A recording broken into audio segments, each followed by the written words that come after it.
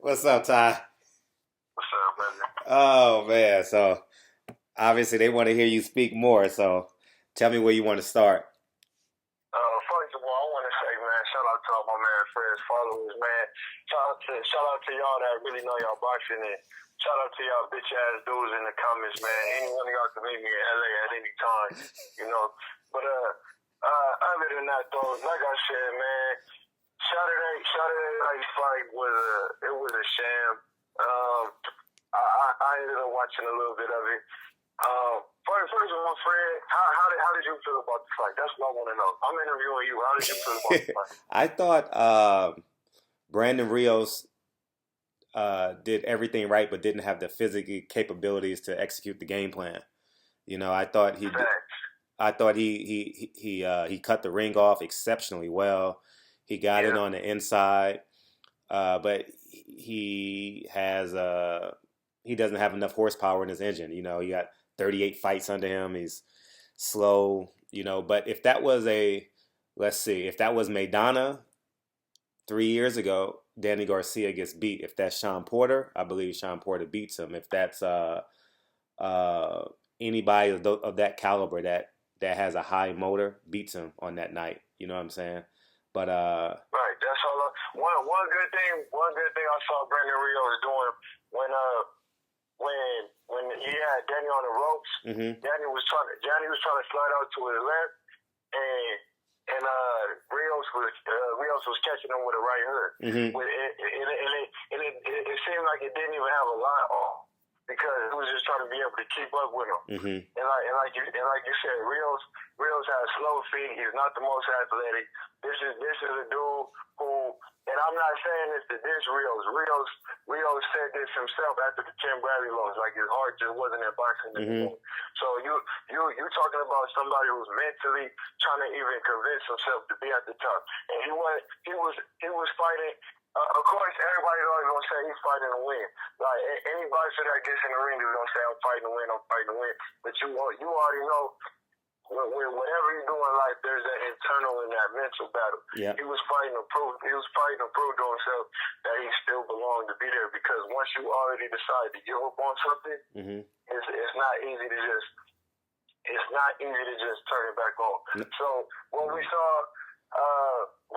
was Brandon Rios fight the best that he could hmm and still just get the life knocked out of him. We're never gonna see Brandon Rios be a major factor in hmm boxing again because he trained as well as he could. He played the wrong way for the past couple years of his life, but he said he did it. He hmm said he was the way he wanted to make weight this time.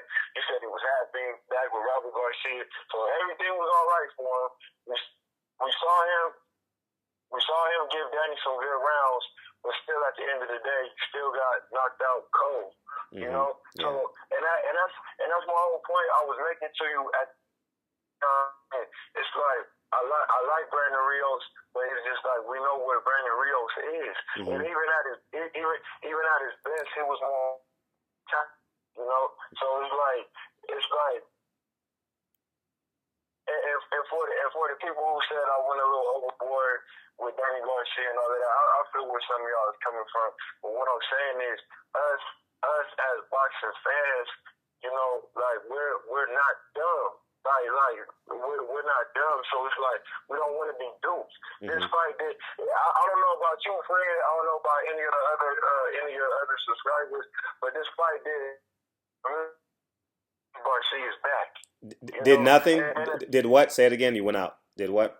it did nothing to say, okay, Danny Garcia is back. This fight showed nothing.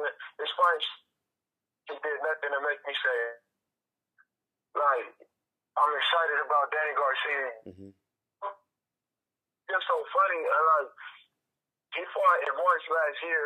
If you talk to him, you talk to his dad, they feel like they won the fight. They feel like they got politics out the fight. hmm So I've seen fighters that really thought they won and got robbed. They're able to bounce back that quick because they have the confidence in knowing that they won. So hmm it's like if you really won, why'd you have to take the time off? And then why is your comeback fight? hmm That's all I'm saying. for those of y'all, oh, he never been in the ring. Damn, I'm moving. Human beings and Okay. Are you moving? Huh? Are you moving? No, I'm in the car park. Okay, good. Okay. Go ahead. We're all intelligent human beings, and I don't live my life. I don't live my life with putting nobody on a pedestal. If you live your life in the public, you have the right to be criticized for what you do public. Mm-hmm. I ain't coming at Danny Garcia for what he does in his personal life. Fred, you with your films, Mm-hmm. you with journalism and everything you do, people. I have meetings. I have meetings every week with different record labels, different managers. Mm-hmm. And Damn, we got a bad connect. You making some great points, man. God. you can't hear me? Now I can. Go ahead. All right. But So I don't want to spend too much more time on Danny Garcia. Like we know what that was. We know what that was. We saw what that was. And I'm gonna say about Danny Garcia, with all that time off, like he still just didn't really improve on the things. Like he's supposed to go in there. He's supposed to go in there honestly and dominate Brandon Rios. Like you just said, Prime Marcos Maidana wipes his ass out. Mm-hmm. Sean Porter, Brandon Rios fought very similar to how Sean Porter fights. Mm-hmm. And Sean Porter with the fast feet. Sean Porter getting Danny Garcia up against the ropes, and Danny Garcia trying to slide out. Sean Porter's gonna slide over right with him and catch him with that hook too, and be able to put. He was just trying to keep up. So Mm-hmm. I mean, it's like Danny Garcia.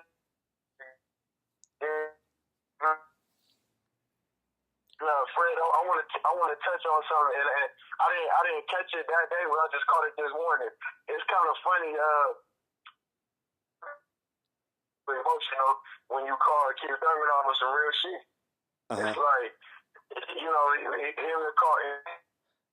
Man, you gotta move, man, because this conversation's gonna get real good, man. You gotta get to a space where we could talk. Drive up somewhere, man, because I don't want nobody to miss nothing you're saying. Man, damn, I'm down. Damn. I'm downtown right now. How long you kids gonna be napping? I'll be back at the crib in like 30 minutes. Oh, they gonna be up by then for sure, especially my daughter. You know, shit, babies, infants sleep. Okay, let's try and do it. Do our best, because I don't want... all right, go ahead. Talk about Keith Thurman. And then if not, we just do it again later. Like, okay. Okay. I forgot about... I ain't gonna forget about none of my points. Uh-huh. But it's like... It's just like... we as fans... And I'm not like a casual boxing fan, and I'm not a boxing groupie. Mm-hmm. I'm a dude that grew up loving boxing, watching fights with my grandfather every Saturday. Mm-hmm. You feel me? So I have my career, my own rights. Mm-hmm. Here to compare, to talk about none of that. It's just we all are interested in the sport of boxing and want to see boxing represented in a great light. Mm-hmm. Because boxing don't get the light that we wanted. Mm-hmm. And these fighters aren't helping with the decisions that they make. Mm-hmm. You feel me? Yeah. So so you got Fred over here not scared to ask the questions that need to be asked. And then you got Steven Espinosa coming to Superman trying to say Keith Thurman talking about this idiotic question. Mm-hmm. How is that an idiotic question? Mm-hmm. Doesn't fight often. Mm-hmm. We keep by the time Keith Thurman used to fight a lot and talk a lot to make us want to be interested in him to become a headline fighter. And when Keith Thurman finally became a headline fighter, we don't see much of him. Mm-hmm. Yeah. Keith Thurman. I got an own. I ain't afraid to let it go. Don't duck me, son. All of this. You did all of this to me. pay attention to you. And when we started paying attention to you, now we scratching our head because we're confused. Yeah. You're We're right. confused. So, Brandon, so I just want to shout you, man. Keep putting the pressure, man. Keep making these dudes, uncomfortable. Because that's what it's going. It's just so much shit I saw over this weekend that just made me say wow. Cause it's like you got Keith Thurman over here talking about you got Keith Thurman. Keith Thurman is reminding me like of a little spoiled white kid. Like you was criticizing man. You was criticizing a Mayweather who dominated the game for 20 years and did everything he had to do to prove himself from 96 to 2016. You was over here about holding the sport back, fighting these fights, doing all of this, and now when you get to the pinnacle, you acting like, it's my toy. I'll let you play with it when I want you to play with it. Like, what kind of attitude is that? Like you have done like nothing to separate yourself from the pack. Keith Thurman is one of the main advocates for talking about I'm a real welterweight. I'm a true welterweight. You're not a real. This person not welterweight. So let's look at Keith Thurman's portfolio and his resume once and his first headline fight was against Robert Guerrero. Correct me if I'm wrong. Robert Guerrero started his career at 126, right? Okay. Somewhere down there. Yep. Yeah.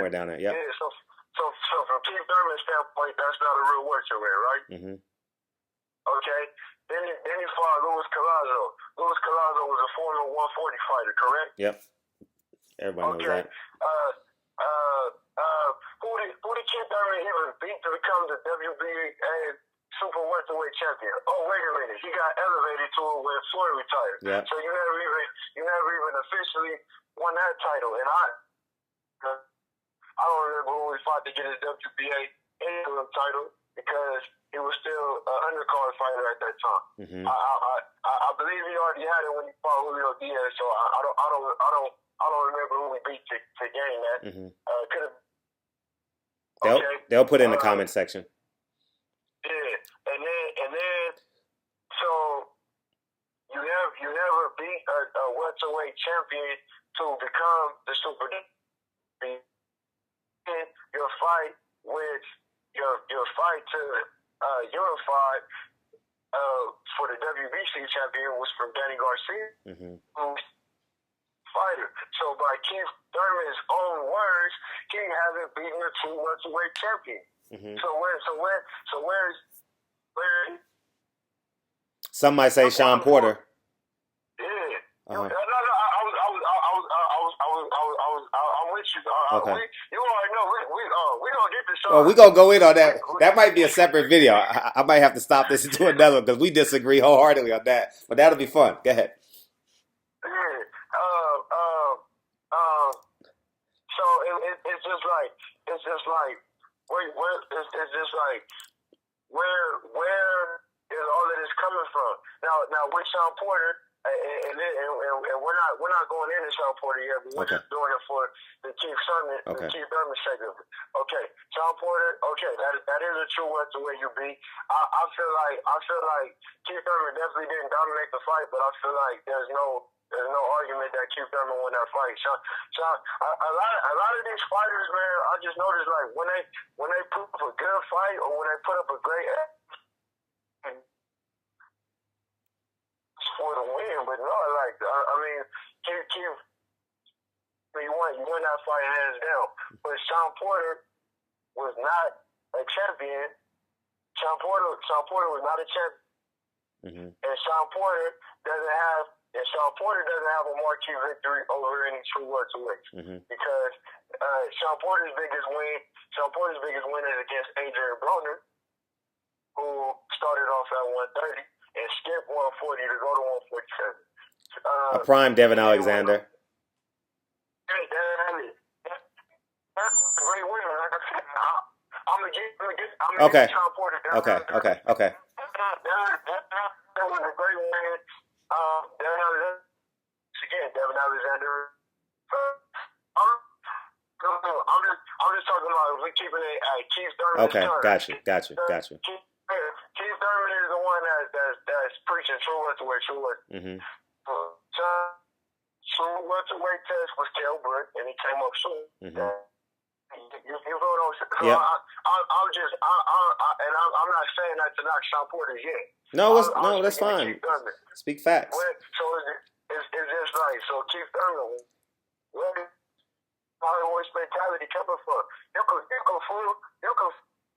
No, but I'm an intelligent that really pays attention to boxing. Mm-hmm. So it's like you can't fool me with just the talk. You know, Keith Thurman knows who he can't fool. That's why he got into it with that fan and Bay, because if he knew in his heart it was just dumb and we was fools or whatever, he wouldn't have got into it with that fan like that. It touched him because he knows that he's heard about it. But Fred, I need you to ask me a question because my mind's starting to get all over the place. Keep me organized. Ask me some questions. All right, let me. I'm gonna stop this and we'll talk about Sean Porter calling out the other fighters. I'm gonna restart it, so it'll be easier. It'll be easier to edit.